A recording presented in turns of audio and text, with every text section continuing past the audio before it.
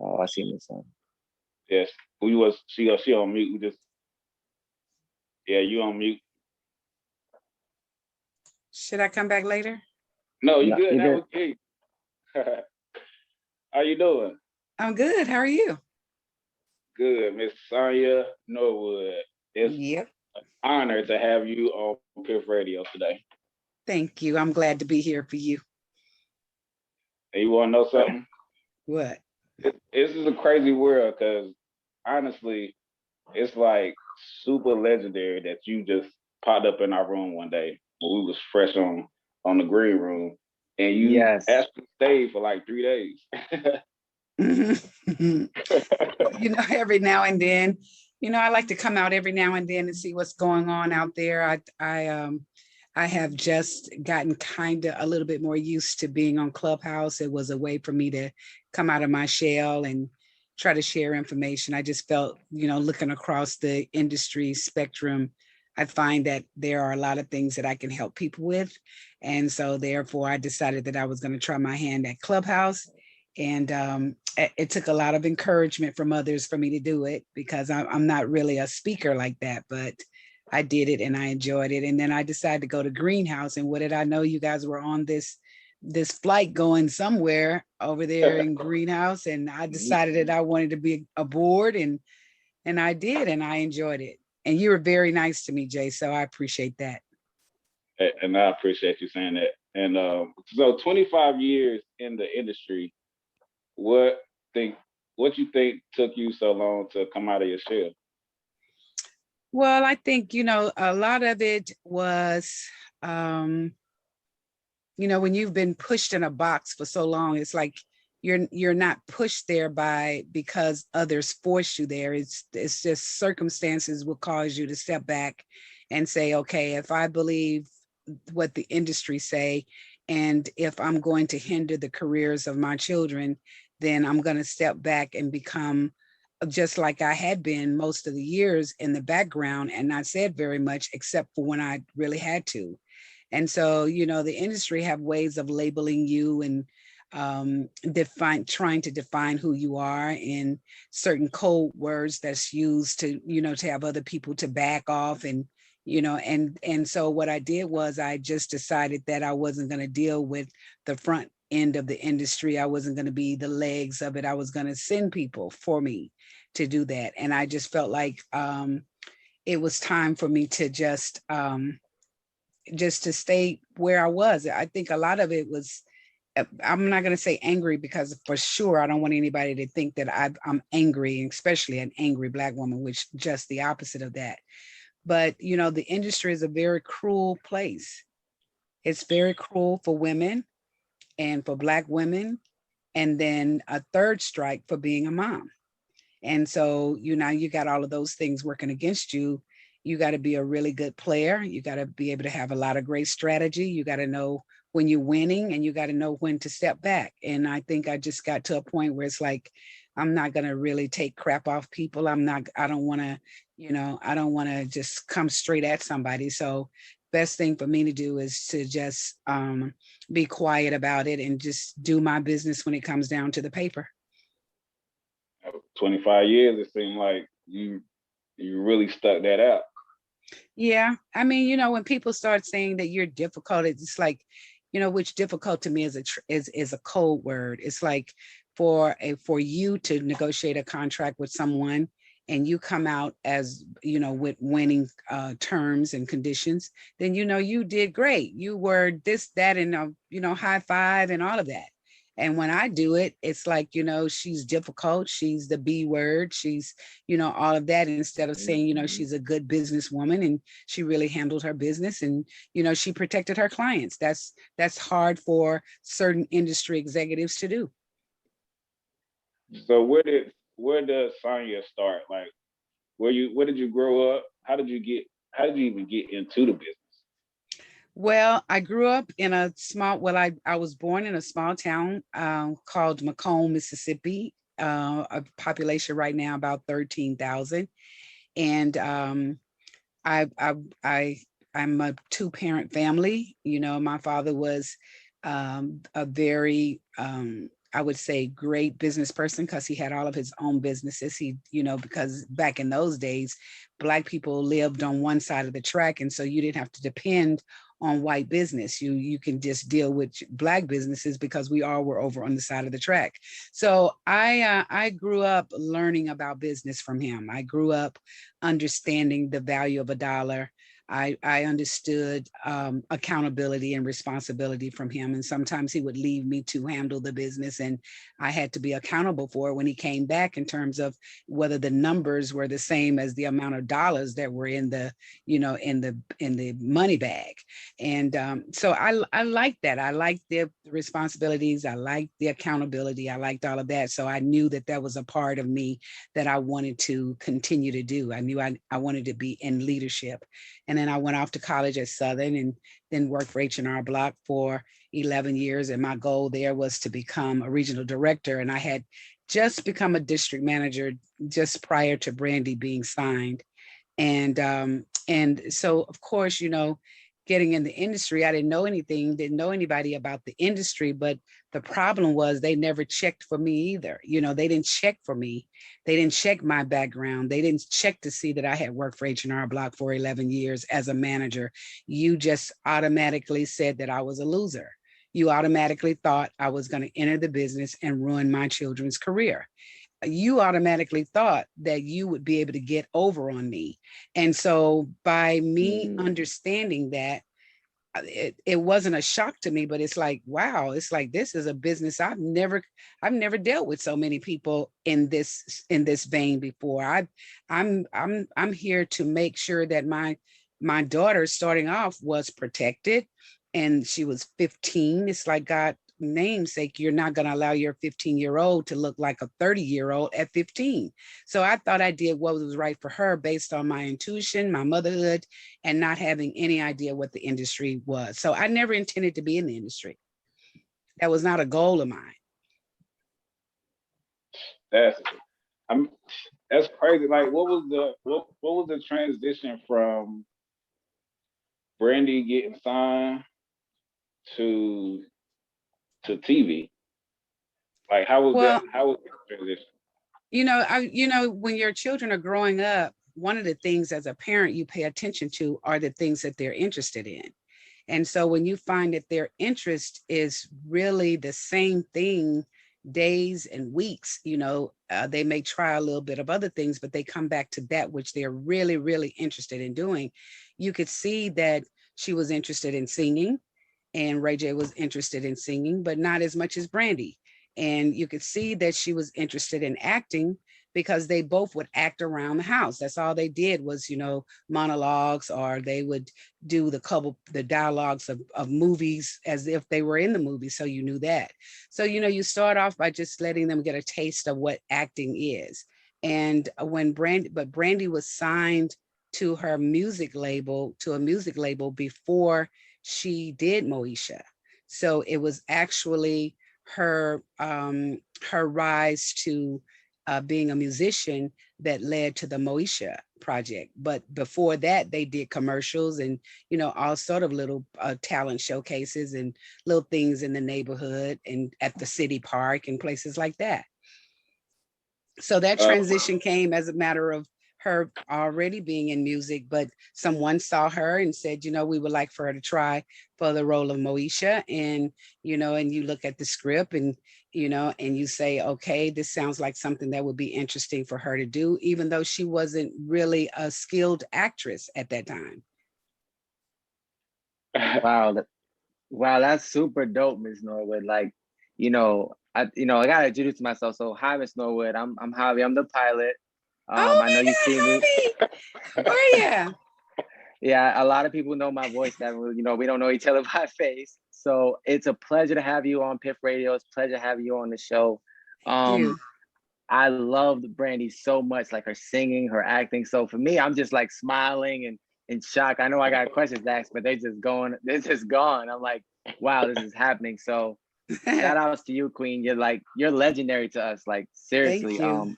Moesha was definitely like a teenage experience for me. So shout outs to Brandy and Ray J for real. But Like I this is like how is it like raising two stars simultaneously? Because it's probably managing two big stars like that. Because when Ray J came out, he was pretty big too. So Yeah. Well, how was that the for you, whole, Miss Norwood? I'll say first off that you have to understand that they're different, you know, and raising them, you can't raise one the same as you do the other, and even Mm, if I had two girls, they both were different and they would be different in character. So Ray J and Brandy were different in character, and Brandy was the one that was the most tedious one. She was the one that mm. everything had to be spick and span, and she knew when you went in her room, she knew you'd been there. If you left something, if you opened her drawer and something just didn't settle well when she got back, she knew someone's in there. Ray was different, but raising them was just the same way that I would have raised them if they never had been in the industry at all. And that's the part that people don't understand, is even though they were in the business, together, my husband and I never felt that we needed to lose parental control because you were in front of the camera. There still were things that you had to do. There still was homework that you had to do. There was still, no, you're not going to the mall, on at this particular time, because you have responsibilities. Those things transitioned into TV world. And when Ray J had the role of on Sinbad, he was going to the set on Thursdays. No, on Brandy was going to Moesha to film on Thursday, and he was going to Sinbad on Friday. So, Wow. we had to have my mom and the next door neighbor. They all helped out because as we wanted someone on the set with them. So I was still working, and my husband was working at the church, but he had more liberty to go through the whole acting part more so than me. So we went to the set every day, and then we filmed and on Thursdays and Fridays. But when they left there, they knew that that was acting. They were acting. That's not them in real life. That this, you don't get any extravagant pleasures of doing other things because you are a beginning to become a celebrity. And then I remembered we talked about them going to college because I wanted them to go to college, but they were already entrenched in acting at that point. They both had their television shows. They were making pretty good money. They were making more money than me and my husband were making. And so that they just decided that they were going to stay in the industry. So the transition then for Brandy went into the movies and TV and film. And Ray J, when he first came out, that's a story that I'm going to tell in my book about how record labels can screw up, or should I not say that word, but record labels can mishandle a project to the point where it doesn't really come out the way that it should have if there had been more attention. So that happened to him on his first project. And from that first project, he decided, look, you know, from here on out, I'm going to take responsibility for my own career. I'm going to go independent. Everything is going to be independent with me from here on out. I'm going to use my own money and I'm going to do it my way. And if I fail, then guess what? I fail at the decisions that I make. So then he went off into the whole independent world. But maybe I've gone too far than what you asked me, but I'm sorry. No, you fine. No, that's perfect. Just take Yeah. all of it. Like You fine. I'm just yeah, we soaking it in. So looking back, how do you think it was? How do you think you dealt with trying to make sure the music was good and also TV shows was going good, and at the same time keeping the Ray J and Brandy kind of balanced in life, so to Mm-hmm. speak? Well, I'm gonna tell you, and a part of me being on Clubhouse, because I'm really big on going on Tuesdays. I'm real big of talking about how I think that I can help artists overcome certain pitfalls in the industry, and how I believe that based on my experiences, if you were to just consider some of the options that I have, you'll find them to be very beneficial. And I think that what really worked well for me was I went into the industry knowing who I was. And, you know, a lot of times when we tell people you need to know who you are and you need to, you know, you need to make sure you know who you are, you really never tell a person how to get to know who you are. And so until we understand that process, we won't understand how to get to a real level of conflict or how to deal with conflict until we know who we are really. So I already knew from the very beginning who I was. I knew that I had boundaries that I was going to set. I knew I had strengths of character and I knew I had weaknesses of character. And I just didn't know the business well enough to know how I would interact in the industry. But remember, I was already labeled as a momager. And a momager, in my opinion, is a code word. And that code word is sending signals out to industry execs or whomever to say, you know what, we got a mom on board who's trying to manage their kids, and they don't really know what they're doing. This is a great opportunity for us to step in, take control, and then, you know, make them feel, as far as me, let me just say me, and make me feel as though I'm not capable of running a managerial platform or position in my kid's life. So I had to overcome that. I had to become 3 times smarter than what I probably normally would have done if I hadn't been a parent manager and if I hadn't been a female. And so I would work their projects during the day, and then I would study at night. And the way that I studied people, the person. Every meeting, I needed to know who was going to be in that meeting. I needed to know as much as I could about them. So I would review videos and voice stuff, everything that I can find out about that person before I set foot in the meeting. I was prepared to deal with that person and whatever personalities that they had, and also capable of adjusting to a different climate in the event that happened. So, you know, it's a lot more than just saying it. Just, you know, it's more to it than that. It's like there's just so much sausage made in the development of a career.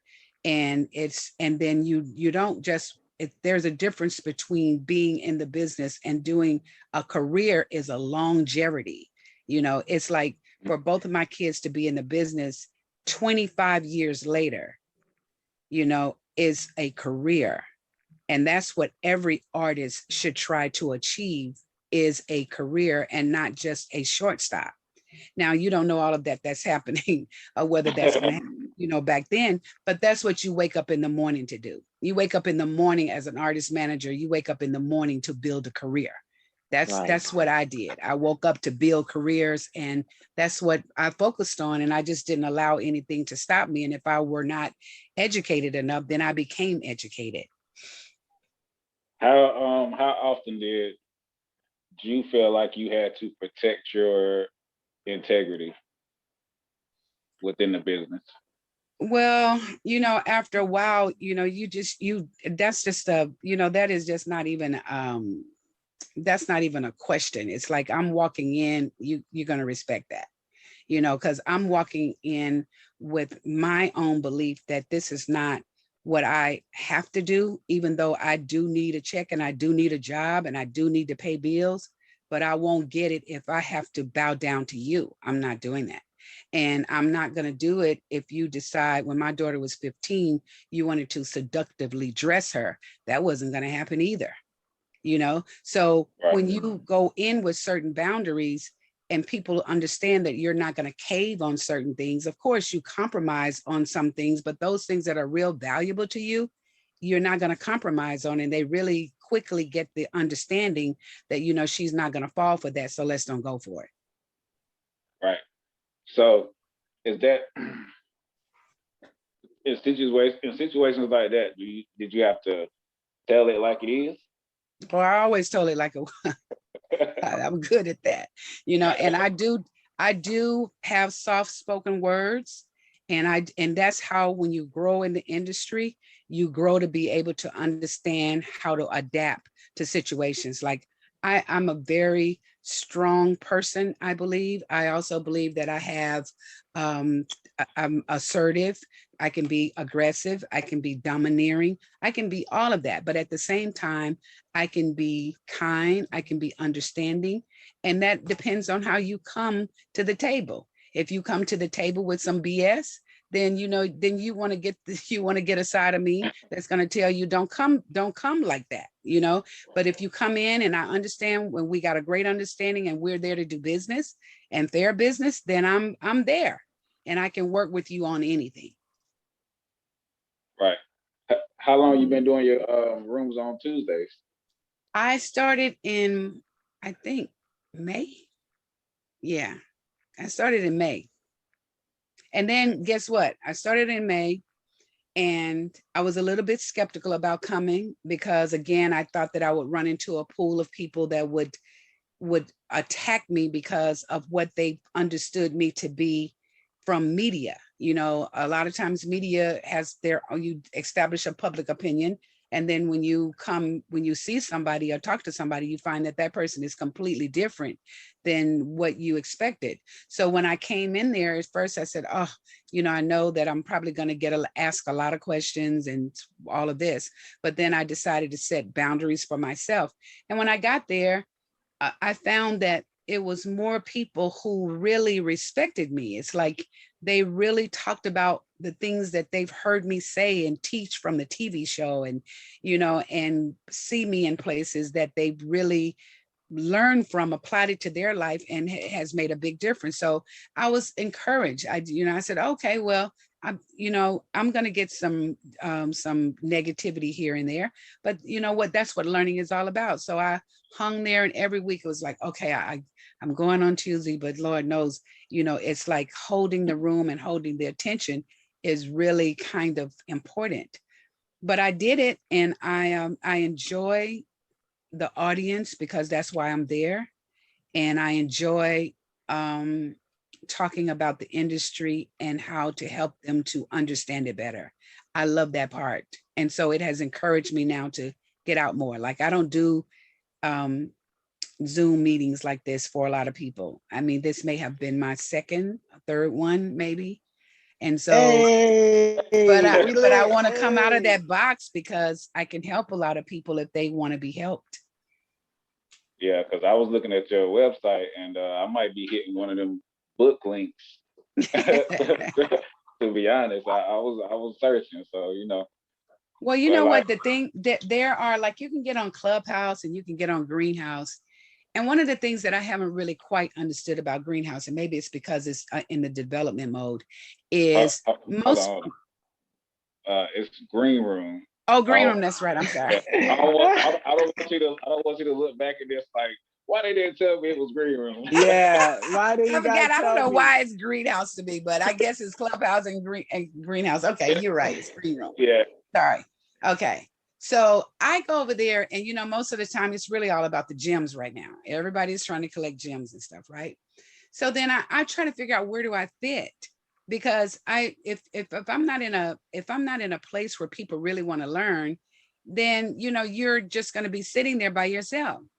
So I'm still trying to find that place where it's home for me, that people will know, when you come to my room, you're going to get some information, and I'm going to answer your questions, and I'm going to leave the room open until everyone has gotten their questions answered. That's how I am. Otherwise, why am I there? I'm there to teach you what I've learned over the industry and paid a big price for. And I'm willing to give it to you if you're willing to receive it. So have you found a place on Green Room yet? I haven't done my own yet. I haven't done my own yet. I guess because of the reluctancy of the number of people that may show up. I don't want to put myself in a situation to set myself up to what I would mentally call failure because 5 or 6 people showed up. So I don't want to do that quite yet because I don't want to be thrown back. What if actually our platform, the Clubhouse Orphans Air, our platform on Green Room is actually pretty big right now. We're trending top 3, top 4 almost every day. Right. So what if, we can go ahead and schedule in a segment every week or every whenever you want to talk, we can go ahead and schedule in and we can have talks with Sonja, Miss Sonja Norwood, and we'll have those people there for you so you can speak to them. And we'll already have that built there for you. Well, we can try that, but here's the other part. They Okay. must want to be there. Yeah. Right. That's the whole thing. There are people who want you to tell them the truth about things in the industry. And there are people who do not want the truth. And so those people who do not want it, they won't show up. But those people Mm. who might want some of the truth may, which still could be a small portion. I like fan base. I like that platform, and Yeah. I like it because it's growing, and I like it because it's Ike that's doing it, and I like it, and I would like to be there. But right now, when I focus on Clubhouse, like I just started another room last night with producers. It's all about producers, people who want to know about making music, songwriting, production, tools, equipment. I'm not speaking to that, but Delight is speaking to it. The producer Delight that did, Delight, LSG, Silk, all of that. Yeah. And Yeah. and he's working with Sir Charles right now. So, so Oh Delight leads man. that room. She's just dropping names regular. Like, Yeah, I know. Like it's normal. Like these big names, like it's normal. Well, you know what? The thing about it is that my my club is called the Bizness, Bizness. The business is everything, right? When you go to school and take your kids, you got to fill out paperwork, right? You got to do everywhere you go, it's a business element somewhere. So mm-hmm. I'm all about teaching you about the industry and what to look for in the industry. And if I told you, when you use a font, did you bother to go check to see if that font was licensed for commercial use? You get my point? If Mm-hmm. you didn't, then you could be infringing on somebody else's copyright. So that is a lesson. Did you know that the photographer who took your picture is actually the owner of that photo, even though it's your face in it? So when you're going around snapping, those are not your picture. They belong to the snapper. And if you Yep. get ready to use that picture, you got to get a release from that person which took the picture. True. Right. Unless you made a different kind of arrangement. Those are the sort of lessons that I'm trying to teach. Right. So 25 years in, you're still managing Ray J and Brandy, correct?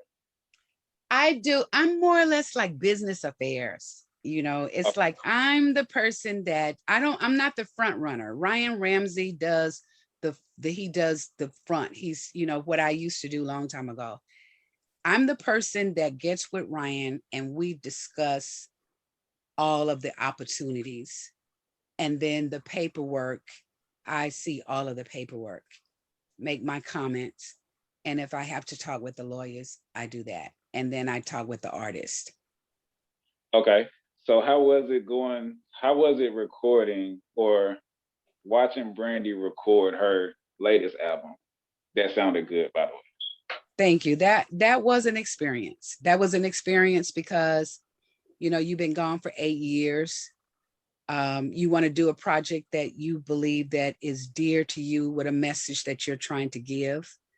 You know that the climate of the industry may not be the same as you see for yourself to record and release.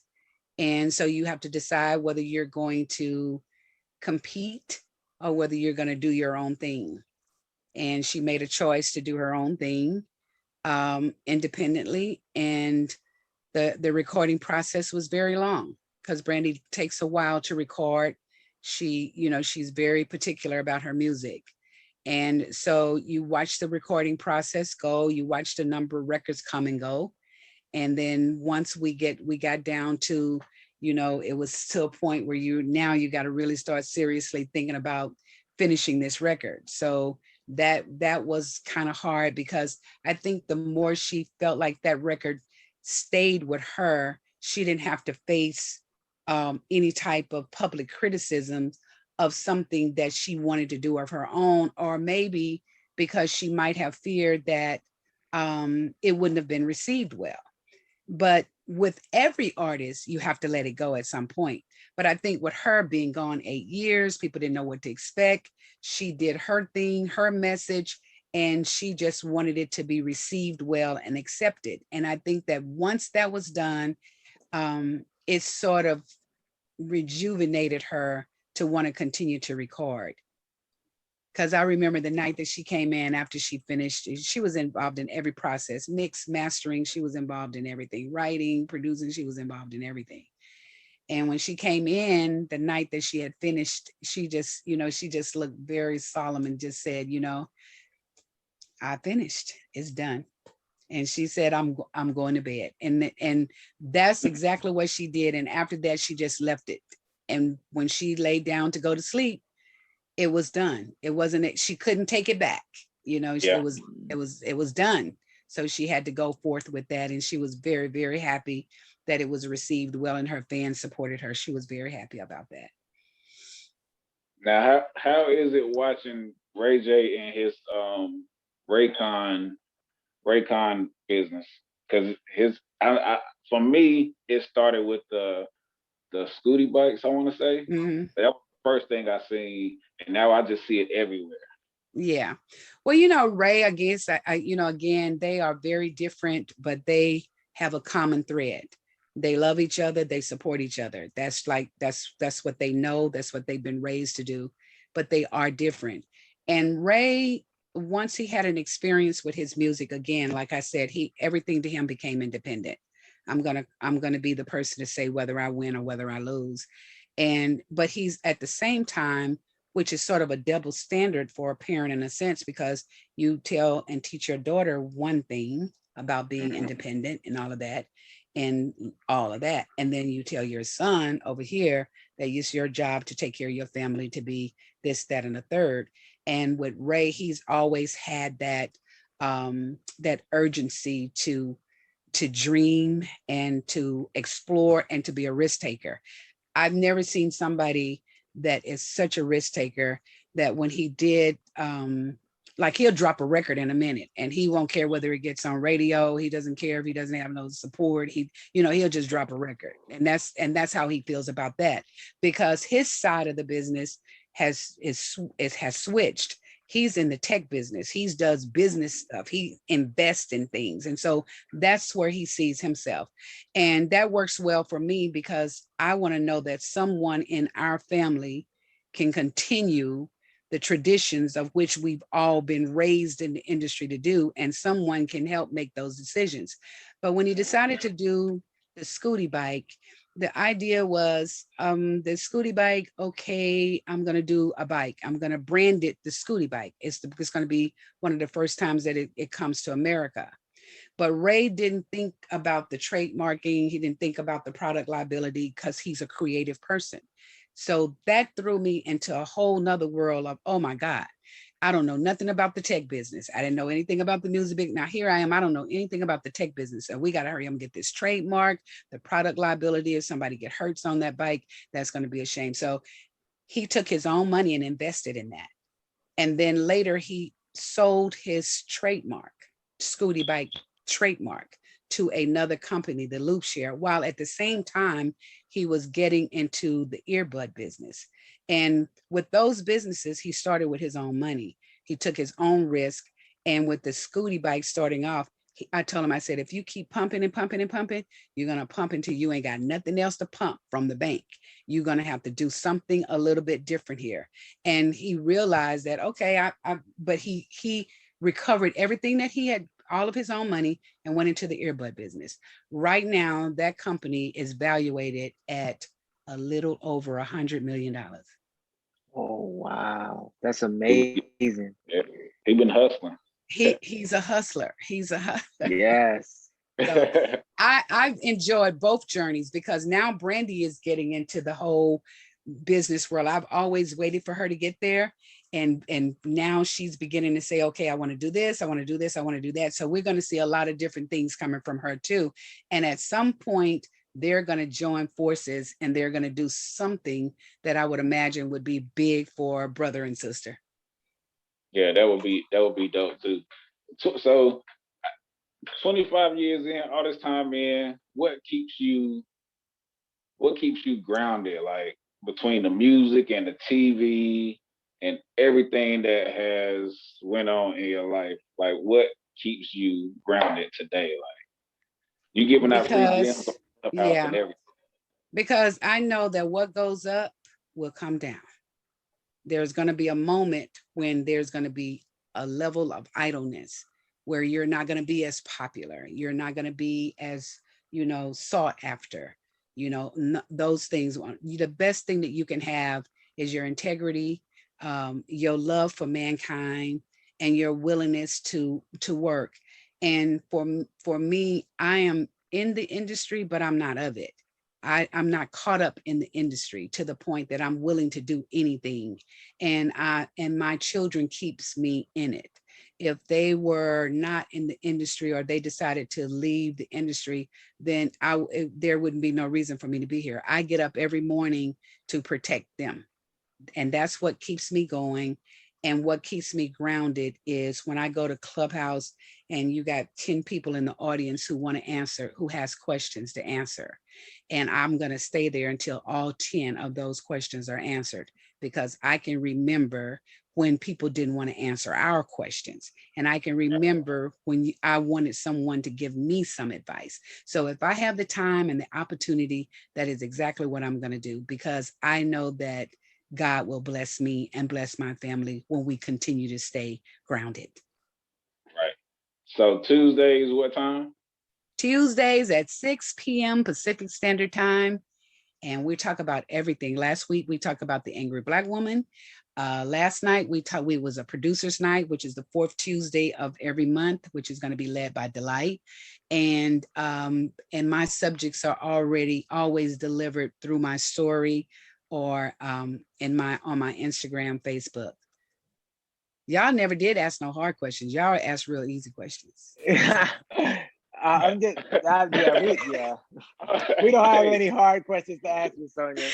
Hey, I got everything that let I me was ask really y'all a few questions then. What are you guys, like you're doing with your podcasting, a radio show? So is that where is that? How is that going? I mean, do you guys need any kind of help or advice or anything? If so, all you got to do is give me a call. Yeah, I definitely will. I know Jay is for sure. So we're not. That's like a get out of jail free card in Monopoly right there, Jay. You got to take one of those. I need some help, so that's why I said I'm gonna hit that book button. But I ain't gonna do it like that. I'm gonna go directly. But like, I don't know. The industry it's like radio and everything is kind of tough. So just a simple question. Maybe it's not too simple, but so I do radio. With me playing radio through the internet or just online, so to speak. Mm-hmm. I know you have to have a license, but I've heard that you got to have like multiple license to do stuff. Like you got to have like a ASCAP license to play music, but you also got to have another type of license. A blanket license? Yes. What is that? Well, what that is simple. If you get a blanket license, which means that you pay X amount of dollars, maybe like a flat fee to BMI ASCAP, because you're going to be playing a variety of music. And so playing those songs, that every time you play a song, you should have some release to be able to play those songs. So a lot of people, like in clubs, bars, or places like that, they get a blanket license. Like, bands on college campuses, they should have a blanket license because you're going to be playing other person's music.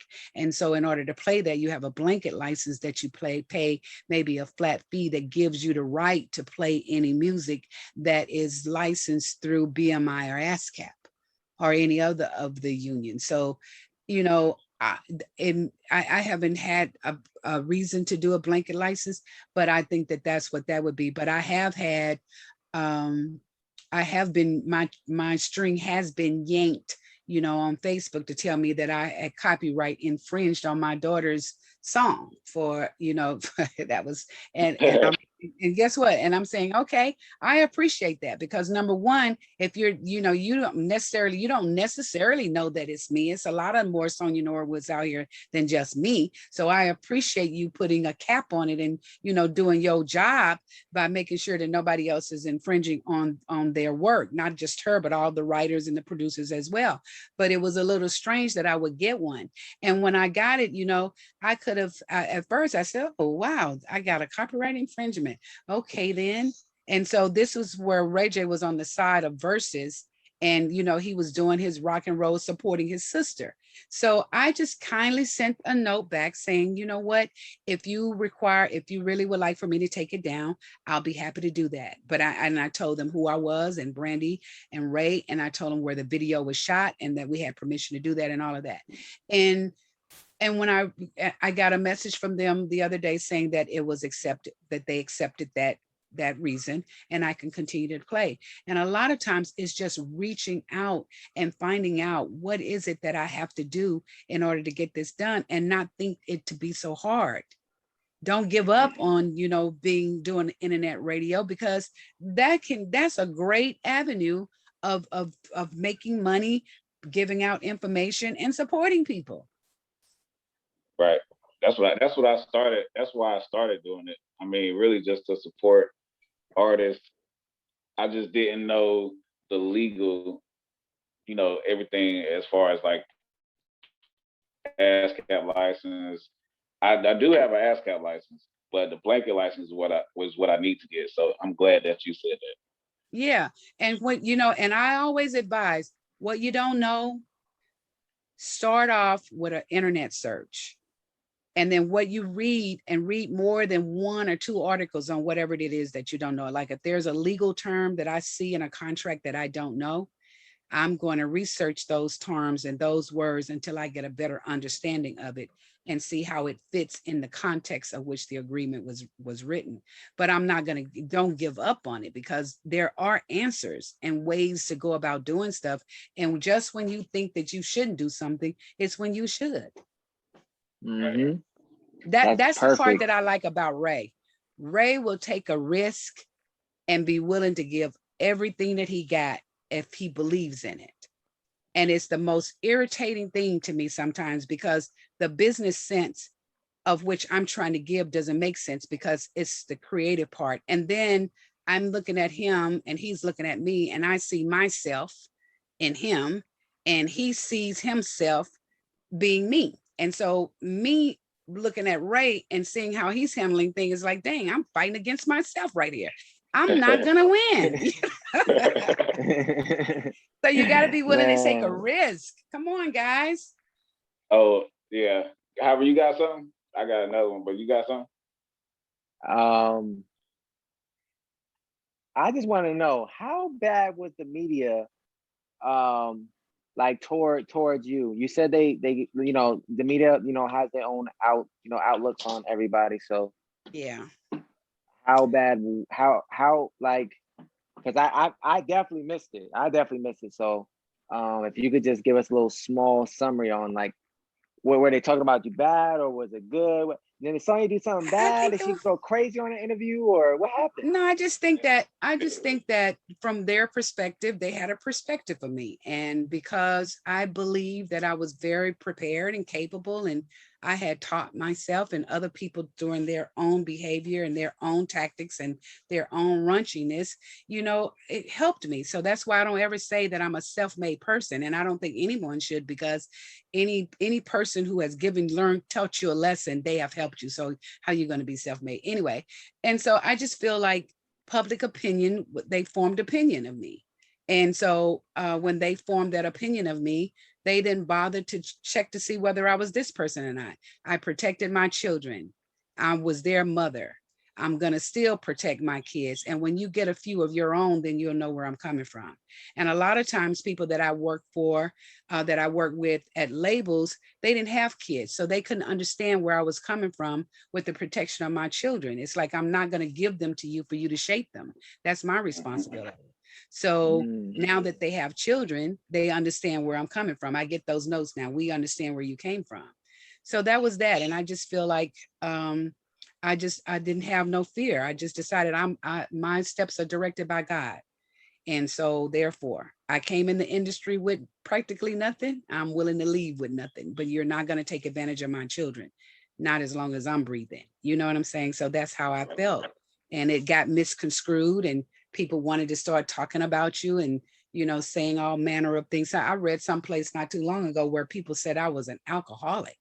It's like, oh, I believe she's a halfway closet alcoholic. It's like, it was funny when I read it, but it's like things like that. It's like, really, I'm not even a drinker. I don't drink anything, you know?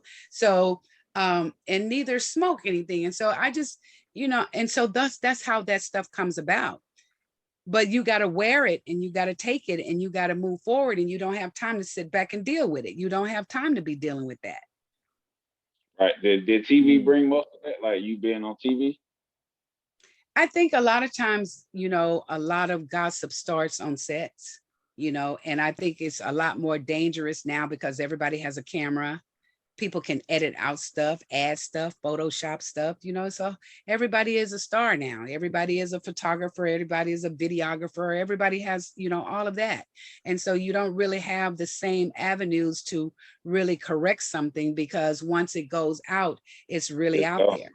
It's gone. And then, and to try to recover from it, you can't really tell. The truth doesn't work as fast as a lie. Yeah, a lie work fast. Right. Yeah, lies travel real quick. Really quick. Especially on Clubhouse. Yeah. Man, they love the toxic rooms. Yeah, it's like, I don't understand all that stuff. It's like going over there and it's like, well, do you want to still be whatever? It's like, why are we, is that what Clubhouse coming to? I don't know. All of these personal things that are coming out. I thought it was be a platform for people to teach and whatever. That's what my room is about. Well, I'm definitely going to be there. I know Jay's going to be there. We'll definitely be there next Tuesday for sure. Cause I definitely need I got some questions on acting. You know, I don't want to do it here right now, but you know, we'll do it. You know, when I actually have the questions, because I was in the process of moving, and Jay knows.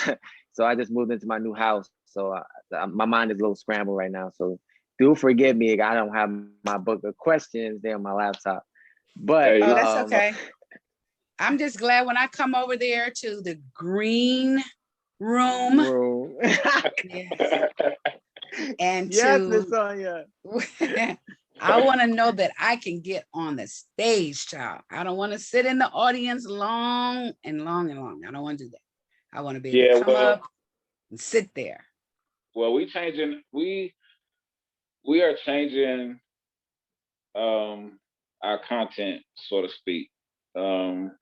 We are going to do music, but it's not going to be all day anymore.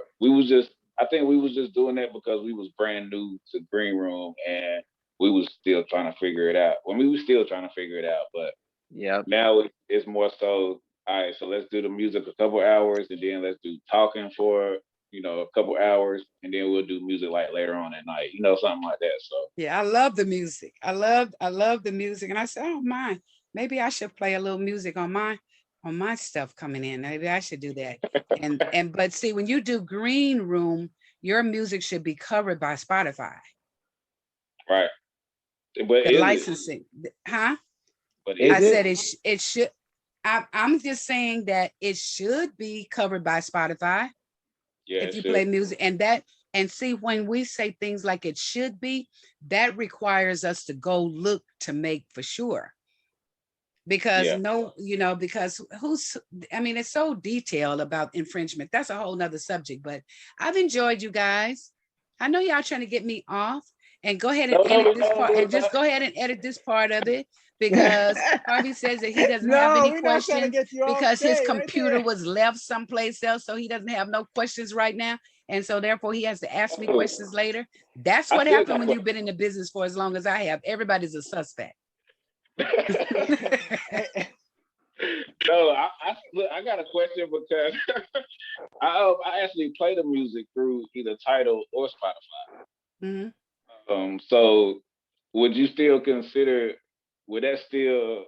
Would Green Room still need a license for that? Well, you know what I would do is that just to be safe, I would find out from, they got to have some terms and conditions somewhere, right? Yeah, On yeah, Green Room.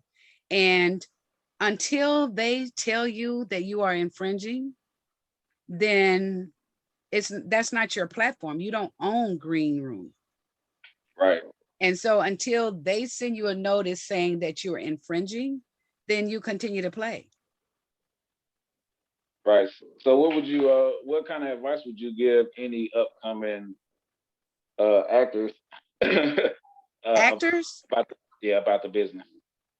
Well, one of the things that I would say to an actor is, to a new actor, I would say, make sure you got your profile up to date on Actors Access and LA Casting and all of the other casting sites. Make sure you updated your photo. Make sure your headshot is popping.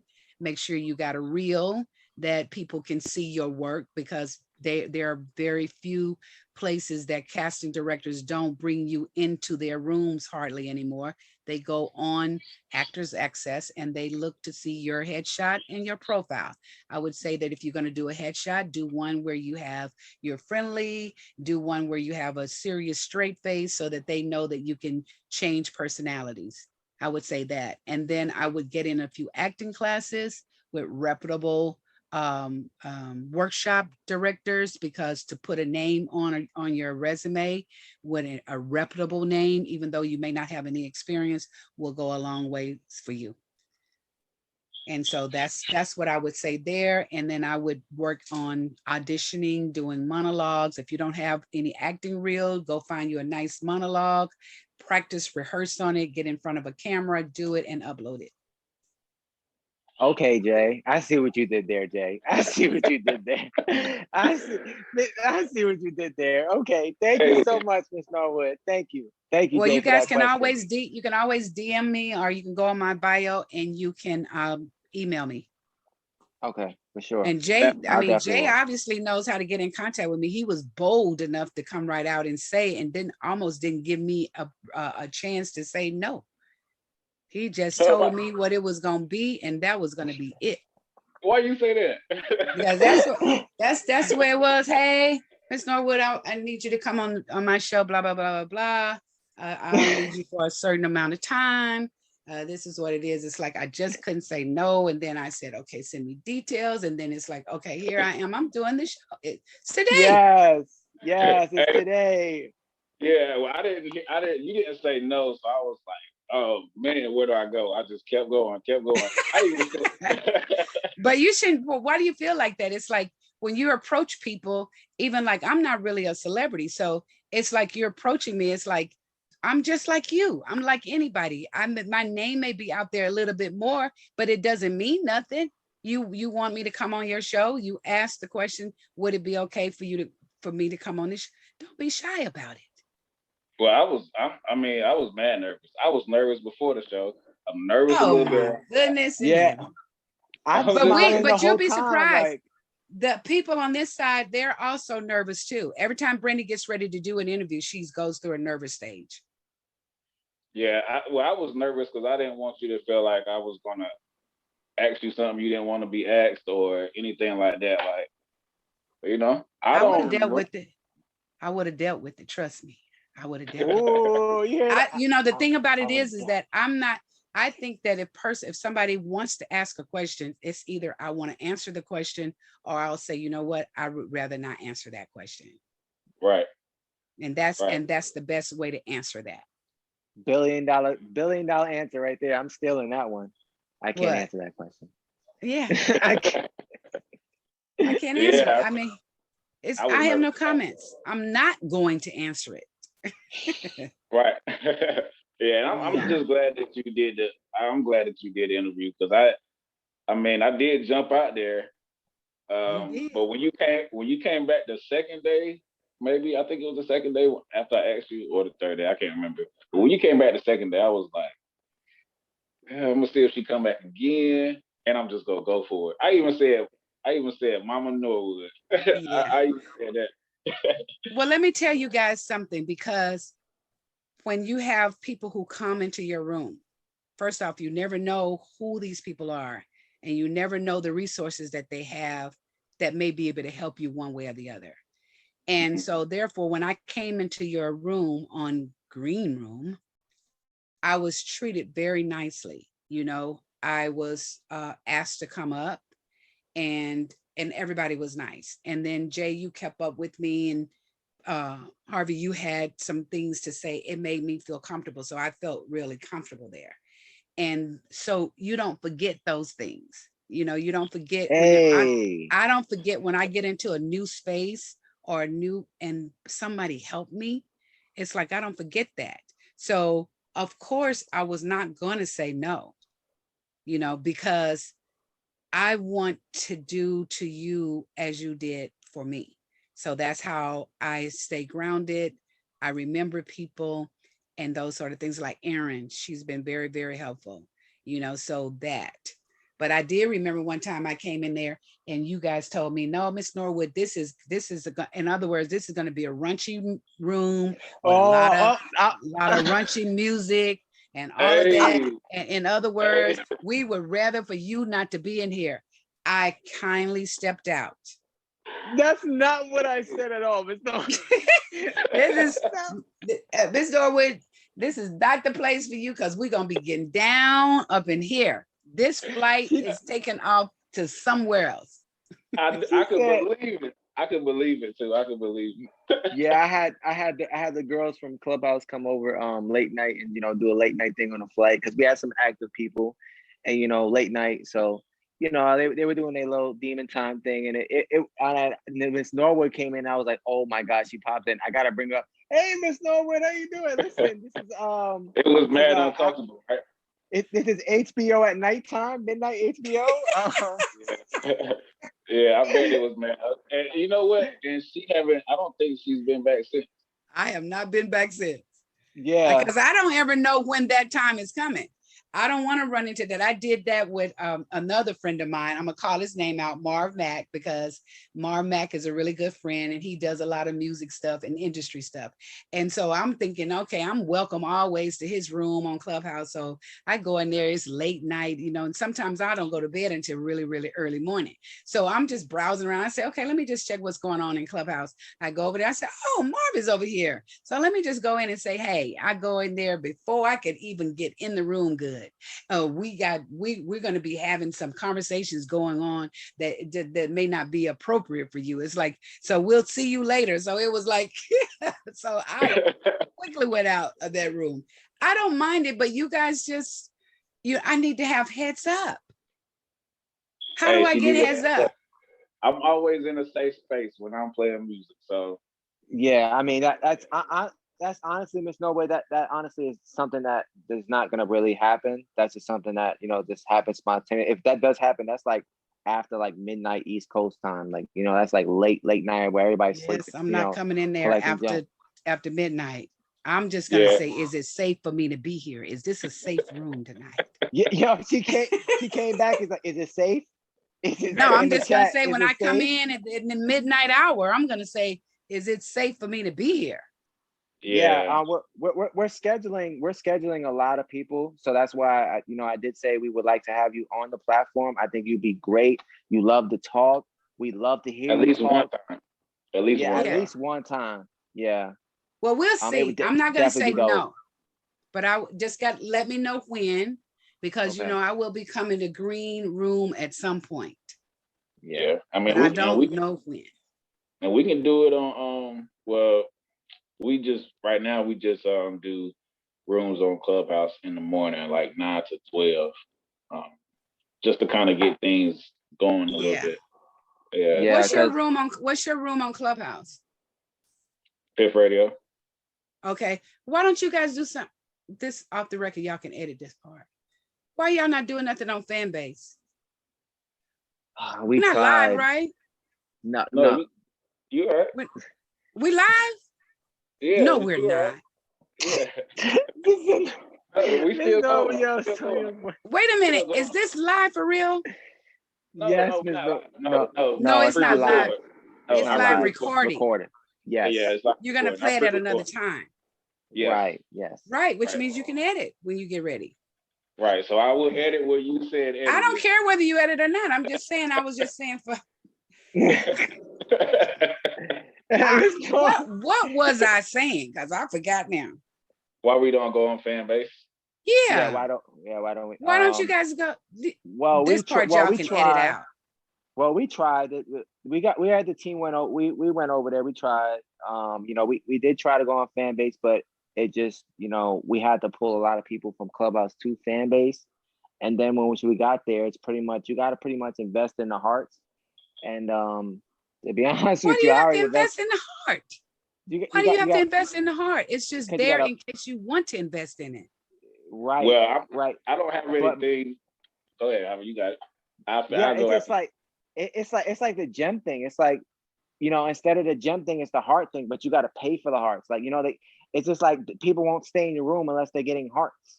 So, it's just like, how much content can you really have before, it's just like, if I'm just going to have a room like that, I can do it on Clubhouse and not, spend money to give, to give away 100 hearts or 1,000 hearts, so that's just my thing. Like, people won't stay in a room unless they're getting hearted. It's like Green Room saying, if they're not getting gems, they're like, what's going on? That nobody's here and nobody's active. So that's just my take on it. And it was really glitchy when we did try to do it. Yeah. But other than that, I think it could be successful. What about you, Jay? I don't know what my audience is on fan base. Well, they don't have a lot of audience yet. That's why you're going over there. I know it's like, I guess one thing at a time. I guess because I'm really building Piff Radio like by myself. So it's like trying to do so many things. Green Room is already a lot for me, to be honest, but it's there. Man, shout out to Piff Radio, man. He killed it, Miss Norwood, the first 3 days. Oh no, I know. And you know what? Yes, give me that call, because one of the thing is that I want, people like yourself to, to ask the same questions that most people ask. What's in it for me? That's a question that everybody should ask in any kind of situation. What's in it for me? Because that's the nature of the business.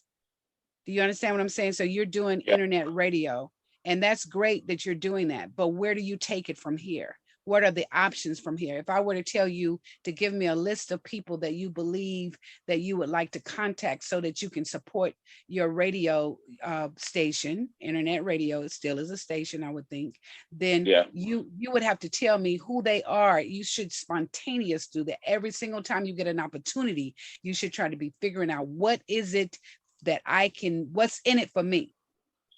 And that's not in a bad way. That's in a business-like manner. What's in it for me?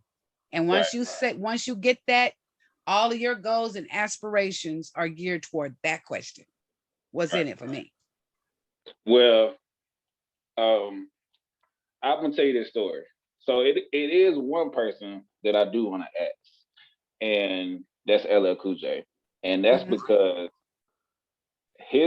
the way he's doing his radio station is how I have been doing mine over the past few years, but people just shut down the idea of doing older music and newer music all on one radio station.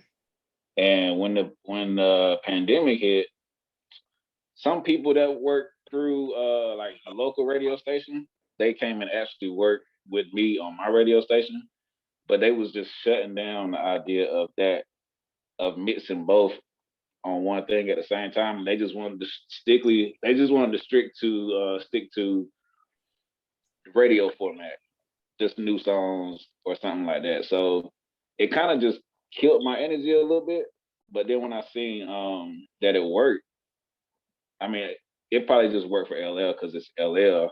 I don't know. I can't say because I don't know what his audience is. I know his audience is the older audience, but I don't know how he's able to do both at the same time, if you know what I mean. Well, then that's a question that you should ask him, and that should be a goal that you should try to achieve where you can get to him. And so it's a matter of figuring out who's in his camp that you can talk to so that you can talk to him. He's a very nice guy. So it shouldn't be any reason that he would want to not be able to have a conversation. You know what I'm saying? Or someone else that's in radio, like a radio person that does regular radio could talk to you about whatever the differences are and how you set that up.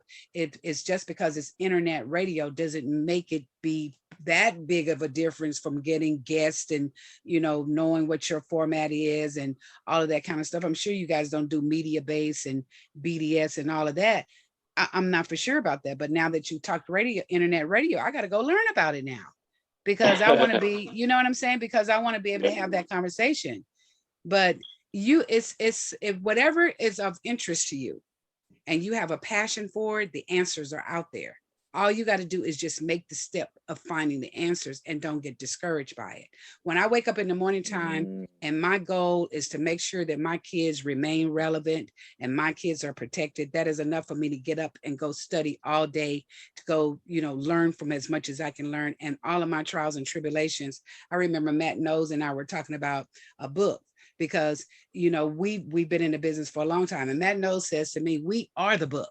We are the book. Why do you want to go write a book? We are the book. But it's like, no, there are certain things that we still, like in this generation, it's a new generation of everything. Music, everything. But the business principles remain the same. I No love matter how what years. I love how you just throw out names and it's just like, it's regular for you, but it's not really regular for Bro, anybody every else. time she throw out a name, I'm like, oh my. Yeah. Well, Like, I'm I'm just not like, throwing here's the difference. I'm not throwing out names in a negative sense. Now, Right. I can really throw out some names. I can throw out some names that would just shut down everybody who has had something negative to say about me and my family. But why should I do that? I'll You say shouldn't. that because guess why? What's in it for me? Right now, nothing. When I do my book, it will be something in it for me. So how long do you got? Are you working on your book now? Child, I've been working on my book for years, and I've been working on my book for years, and those are all other stories. But anyway, I met with a literary agent today. I'm happy to say I did meet with somebody today. Now, is this gonna be like a long book? I don't know how to describe that, but well, I think what it is, it's gonna be my story. It's gonna be how I got started, all of the things that I've gone through, different relationships, transitions with my children, how the industry affected our relationships, and what have we done to stay together, and all of the pitfalls that I've gone through, and other people who have taken me through, and all that kind of stuff. It's going to be about that. And there's only one person in the industry that I despise for life, and I'll probably talk about that person. I don't have a whole lot of people on my list, but that person is number one on my list for the last 20 years, I would say. 20. Yes. 20, that's a long time. Very long time. Is That's that a very long time. Don't try to ask me no questions because I ain't telling. I'm just telling you that that's how relationships are in the industry. But the point being is that with me, when you do something wrong to affect life for somebody else that they can rarely recover, and it's somebody that I love, it is nothing you can say. I can't wait to see that. Read that book. It's not one single thing that you can say to me except for stay back, stay away. Now, have you ever acted or was a singer? What? Are you serious? I'm told I'm shut down every time I try to sing a note. I'm not. They tell me to go somewhere and sit down. Do you hear me? Mom, no, this is not your field. Go sit down somewhere. So where did your kids get it from? Their dad. Okay. Now that guy can sing. He can sing the roof off of a house. He's I a never vocal knew. coach, and yeah, that's where they got it from. They didn't So get it from their mama. so how is it like knowing all of these famous singers, like, you know, any kind of famous singer? I mean, you've been in the business so long, just how is it just like just knowing a famous singer? I appreciate their skills. I appreciate their talents. I appreciate their hard work, their dedication, commitment. I appreciate all of that because I know what that's like. But at the same time, I know that they're just human beings. And so Mhm. they need to have, what am I trying to say? They need to have people to understand just that they're humans. You don't have a right to judge them. You don't have a right to label them. You don't have a right to get into their personal business.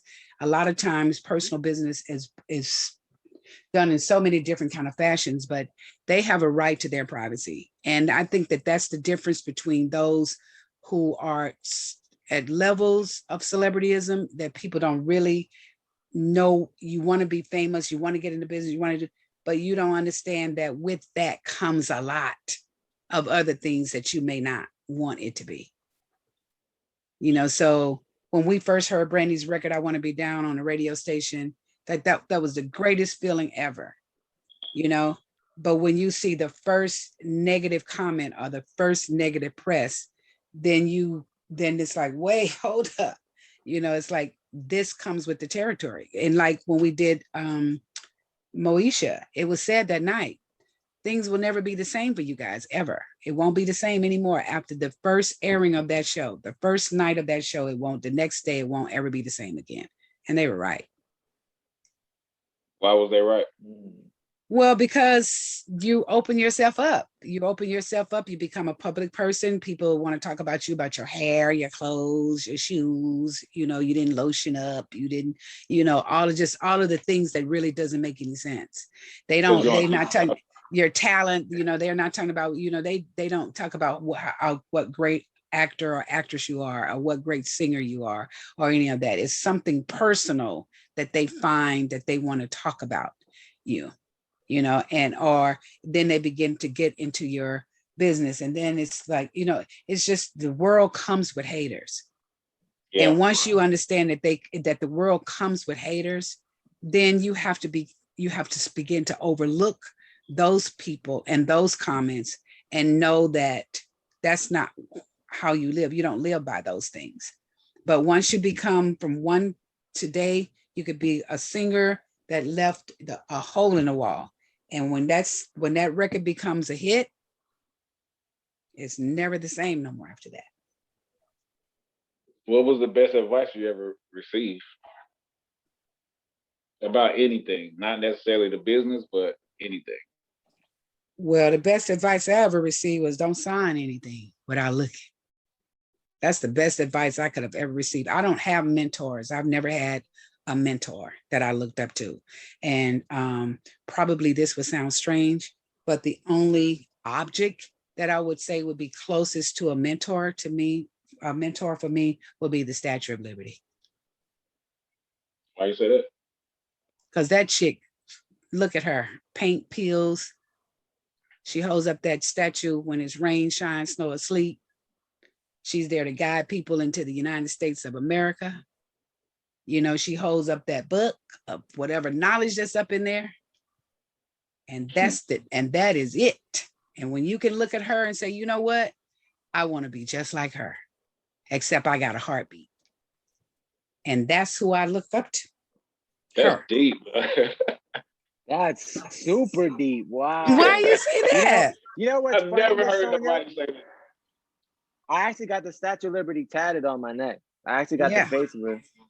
That's what I'm saying. And I'll tell you another object. I'm an object person because human beings make mistakes. And so when you have somebody that makes mistakes, you don't want to forgive them and you become disappointed, even though they can be the greatest spokesperson ever. They can be the greatest at what they do. But the minute that they make a mistake, then you all of a sudden want to run away. But their information is still good. What they've done is still great. but now you don't want to have anything to do with them. The next thing that holds me together is a lighthouse. I've had lighthouses circling me because a lighthouse stands there too. And the light goes around and around and around, guiding those ships to bay. That's the emergency. When you see that light and you're in an emergency situation, you know that you are close to shore. And that's how I look for my children, my loved ones. I am your lighthouse. I'm going to be there, and you're not going to be hard. It's not going to be hard to find me. And that's no matter how old you are. See, everybody thinks that parents, and that's why they say Ray J is a mama boy, which is a story that I'm going to cover on one Clubhouse night. But the point is that when I became a mother for life. I gave of myself to be a mother. I don't stop loving my kids when they get to be a certain age. I don't stop protecting them or wanting them to have a great life. I don't stop that when they become an adult. I want them to call on me when they are in need, when they are in danger, when they are anything. I want them to call on me with that. So those are the objects that I look at. Sounds strange, and that I probably could be, somebody will call me crazy or whatever. But when I look at the statue, I see me. That's who I see. I see me. That actually made sense. I mean, when you said it, I was like, okay. But then when you explained it, I was like, geez. I know. It was deep. Yeah, definitely deep. I know. That's definitely deep.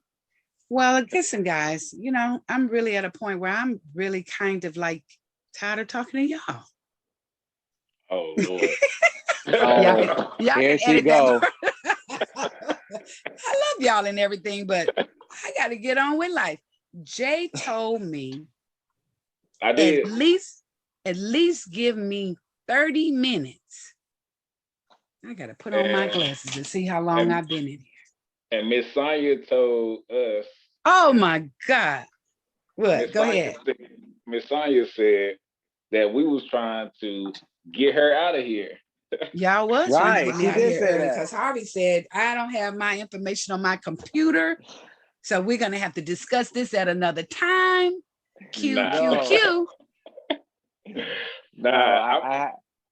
have a whole bunch of acting questions and stuff like that I want to ask, but you did clear up a lot of questions I did with just the one question Jay asked. So you knocked out and until you get your foot in the door, you don't necessarily need a talent manager. There's a difference between a talent manager and an artist manager. Okay. And if that talent manager ain't got no connections in the industry, brother, acting is really all about the talent manager being able to call up somebody and say, hey, I got Harvey here. I want you to look at him specifically. No matter that's when you get that talent manager is critical. And yes, you probably would need one, the furtherance of your career. But if they don't have no connections, it's like, what can you do for me? What's in it for me? Right. You can't help me build my career? You can't help me build my career? Are you serious? You can't help me build my career? Why am I in here? What's in it for me? It's about you. Huh? That's gonna be the slogan, Miss Norwood. What's in it for me? Exactly. Listen, when they don't return your phone calls half of the time, it's because they haven't figured out what's in it for them. When they can figure out what's in it for them, they're gonna call you back. Think about it. Think about it. Man, I did that. Yo, she killed that. I did that myself yesterday, so she right. I'm just saying, think about it. It doesn't have to be true, but just think about it. It's like sometimes when you look at the phone and you see a number and you say, I talked to this person once or twice or whatever. He calls back. It's what's in it for me? I'm not gonna just sit here and be having conversations. Right. Is that why you just tried to end the interview? Huh? I just did what now? Wait, now I had to hear that. What you say, Jay? That you trying to pull a fast one over on me? What you say? She trying to leave quietly. Oh, what's it? No, because it's a lot in this for me. I feel good talking to people who want some information. Right. So that's what's in it for me. Now, if Right. somebody calls me and tell me that they want me to, to do for Brandy and Ray, it's like, oh, hey, wait just 1 second. Right.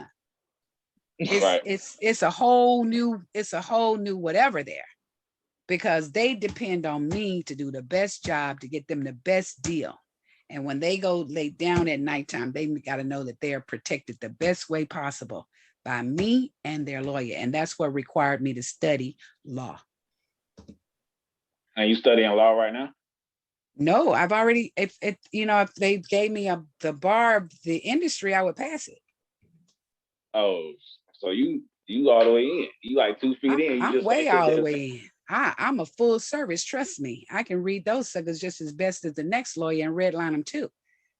Because I had to do that because it wasn't a whole lot of people out there that I knew to do it. And then you get to a point where, the people causes you to not trust. People cause you not to trust. That's my biggest problem, is that I don't trust anybody. And there are some people that are deserving to be trusted at least a little bit.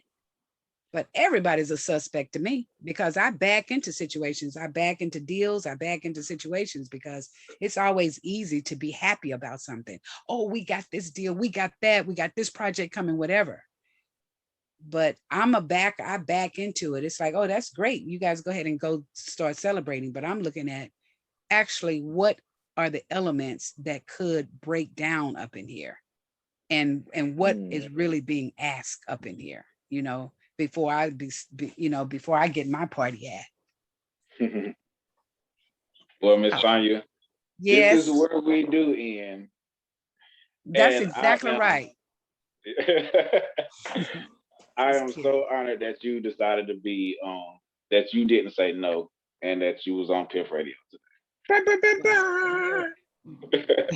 Listen, if you guys wanted to section it off and do it in different, like not all at one time, I'll be okay with that. Okay. I mean, that just kind of threw me off. With say, for example, we've been talking for an hour, whatever. You're going to edit out the parts that you want to edit out, I guess. I don't know.